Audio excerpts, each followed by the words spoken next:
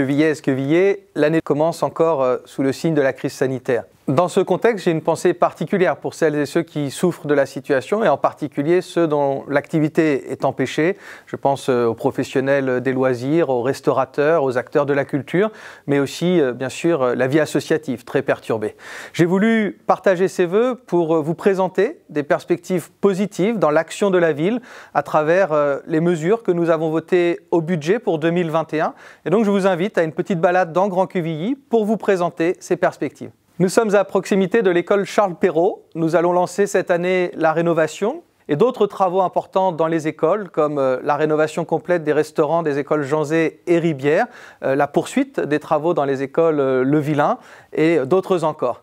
Dans les écoles aussi, le déploiement de l'informatique, le numérique, avec des écrans interactifs en élémentaire, avec des tablettes en maternelle, en lien bien sûr et à la demande de l'Éducation nationale. Pour la jeunesse, en 2021, un engagement très fort sur les perspectives de formation, les perspectives professionnelles. Dans le contexte de crise que nous connaissons, la ville accueillera davantage de stagiaires, elle accueillera aussi des apprentis et elle fera en sorte d'accompagner l'expérience des plus jeunes avec un nouveau dispositif, le Quevilly Job, des jobs d'été en mairie sur des périodes assez courtes mais qui permettront à plus de jeunes de nourrir leur CV. Les tout-petits ne seront pas oubliés avec la poursuite des travaux dans nos crèches et des conditions d'accueil toujours améliorées. Nous avons installé par ailleurs des tables allongées dans plusieurs équipements publics, nous continuerons. Et puis nous proposons de célébrer davantage l'arrivée des enfants, les naissances, les adoptions, avec la remise d'un livre aux parents et la plantation d'arbres pour associer bien sûr la naissance à l'avenir de la planète. Dans le quartier de la Lande, nous lancerons en 2021 une réflexion pour accueillir d'ici quelques années un nouveau quartier sur les anciens terrains à l'Orge, à proximité du Champ des Bruyères, qui participe aujourd'hui au rayonnement et à la qualité de vie à proximité de Grand Quevilly.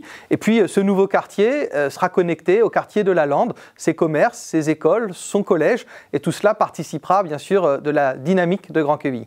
Le dynamisme, ce sont aussi nos commerces de proximité. Nous sommes très présents à leur côté et nous irons plus loin en 2021 avec le recrutement d'une chargée de mission, avec des projets d'animation partagés avec les commerçants et puis par exemple la révision de notre signalétique dans les espaces commerciaux.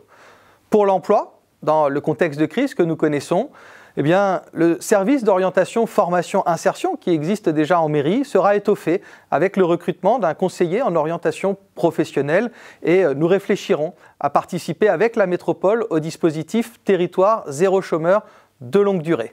L'emploi, ce sont aussi à Grand Quevilly les industries qui génèrent également des préoccupations, des risques. Nous allons travailler sur ce sujet avec la révision du plan communal de sauvegarde. C'est un outil indispensable pour protéger les populations, savoir comment gérer ces risques et mobiliser par exemple la réserve communale de solidarité qui a été créée en 2020, qui rassemble des dizaines de Grands Quevilliers que je veux ici remercier au passage. Le Clos du Père Jules est un quartier récent qui est encore en travaux. Nous accompagnons son développement avec la plantation cette année d'une micro-forêt en prolongement de la forêt du Chêne à l'Œuf et tout un travail sur la biodiversité qui concerne l'ensemble de la ville. Nous allons par exemple végétaliser les cours d'école et travailler sur les prairies fleuries ou les jardins partagés. La qualité de vie dans les quartiers, c'est bien sûr aussi la sécurité. Nous sommes très engagés, je suis très attentif, vous le savez, à ce sujet. Et nous allons déployer en 2021 de nouveaux dispositifs, des caméras supplémentaires d'ici quelques semaines, des recrutements aussi avec, par exemple, l'arrivée de maîtres chiens dans la police municipale, de nouveaux horaires pour une présence élargie, et puis de nouveaux outils comme le centre de surveillance urbaine pour mieux gérer notre réseau de vidéoprotection, des dispositifs que vous découvrirez tout au long de l'année. L'amélioration du cadre de vie, c'est aussi la propreté. C'est l'affaire de tous, au quotidien, et j'invite chacun à faire preuve de civisme. Mais pour la ville, c'est aussi la création en 2021 d'une brigade propreté avec des agents supplémentaires pour assurer l'entretien, mais aussi verbaliser quand c'est nécessaire, quand les comportements ne sont pas ceux que nous souhaitons. Pour les animaux de compagnie, nous allons créer cette année un canipark, un vaste espace de défoulement en liberté et en sécurité pour les chiens qui doivent être tenus en laisse dans la ville, mais qui doivent aussi pouvoir évidemment s'égayer. Et donc nous allons mener là une première expérience. Avec la crise sanitaire actuelle, les espaces seniors sont fermés. Nous voulons les rouvrir dès que possible et nous voulons apporter davantage d'activités avec des ateliers numériques, avec de l'activité culturelle, du théâtre, de l'ouverture sur l'extérieur.